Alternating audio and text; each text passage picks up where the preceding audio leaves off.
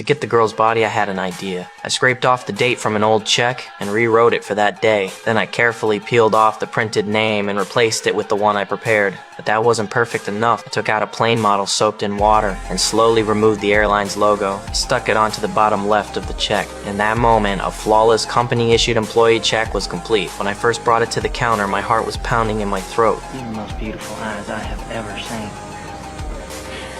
Guys, you get that all the time. I almost got caught, but I pushed through. That day, I got my first taste of success. From that moment on, a crazier idea exploded in my head. I started buying model planes in bulk, mass producing the logo stickers, kept acting like a pilot, and cashed in fake checks one after another. I thought I was already bold, until one random conversation showed me the real opportunity. Are you my dad head to Miami? Yes. Girl mentioned pilots could fly company planes for free, anywhere, anytime. I was hooked. Not long after, a flight attendant took me into the cockpit. She smiled and introduced me to the captain, then gave me a seat by the wall. It was my first time on a plane. I was nervous, but I didn't let it show. After that, I started catching free rides, flying across 26 countries, cashing fake checks the whole way. I wanted to forge real bank check, and for that, I needed serial numbers. I sweet-talked my way into a bank and got the code data, but I wasn't done. I still needed a check encoder. I paid big money at an auction for an old, nearly broken check printer. Only that machine could make checks good enough to fool banks. But I got greedy, too flashy. The checks finally caught the FBI's eye. Agent Carl traced the cash flow through the places I had stayed. What are you saying? You still here?